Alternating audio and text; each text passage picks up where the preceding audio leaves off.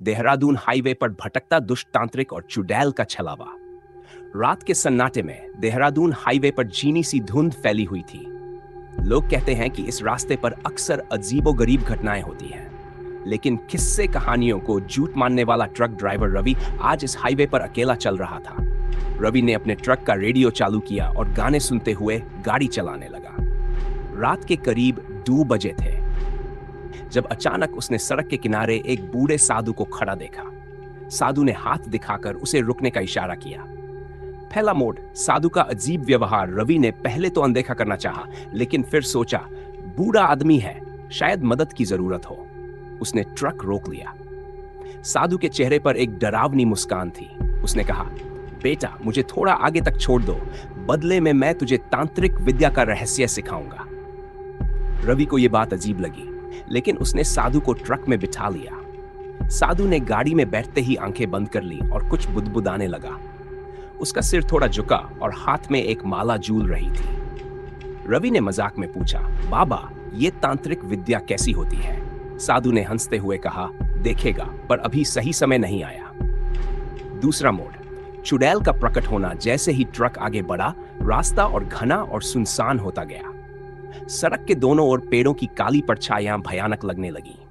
अचानक ट्रक की हेडलाइट के सामने एक औरत आ गई, सफेद साड़ी में लिपटी हुई, बाल बिखरे हुए।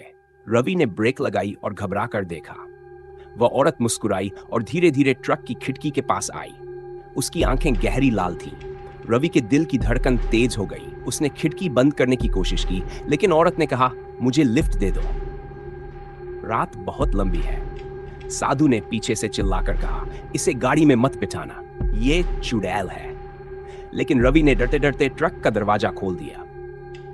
तीसरा मोड़, साधु और चुड़ैल का आमना सामना। चुड़ैल ट्रक में चढ़ी और सीधे रवि के पास बैठ गई। जैसे ही वह बैठी, ट्रक के अंदर का माहौल बदलने लगा। ठंडी हवा का झोंका आया और चारों तरफ अजीब सी फुसफुसाहट सुनाई देने लगी। साधु ने अपनी माला को कसकर पकड़ा और बोला, अब तेरे पाप का अंत होगा चुड़ैल। चुड़ैल ने जोर से हंसते हुए कहा, पाप? मैं सिर्फ तुम्हारे जैसे पाखंडी तांत्रिकों का शिकार करती हूं। यह सुनकर रवि को समझ आया कि साधु भी उतना सीधा नहीं था जितना दिखता था। साधु ने अपनी झोली से राख निकालकर हवा में फेंकी और जोर से कुछ मंत्र पढ़ने लगा। चुड़ैल चिल्लाई और उसका शरीर हवा में उठ गया। लेकिन तभी उसने साधु की माला खींच ली और उसे तोड़ दिया। चौथा मोड़, रवि का चिनार विकोलगा कि उसका अंत नजदीक है। उसने गाड़ी का गियर बदला और तेजी से ट्रक चलाने लगा। चुड़ैल और साधु आपस में लड़ने लगे। उनके चिल्लाने और मंत्रों की आवाज से ट्रक के शीशे टूटने लगे। रवि ने हिम्मत जुटाई और ट्रक को एक सुनसान मंदिर के पास रोका। उसने ट्रक का दरवाजा खोला और कूदकर बाहर भागा। मंदिर की घंटियां बजने लगीं और अचानक एक तेज रोशनी फैली।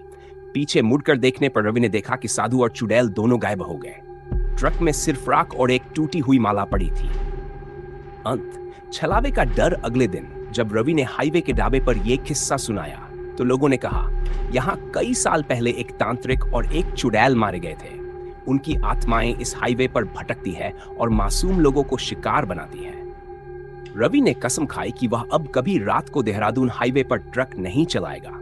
लेकिन उसकी बात सुनने वाले दूसरे ड्राइवरों को समझ नहीं आया कि वो झूठ बोल रहा था या सच।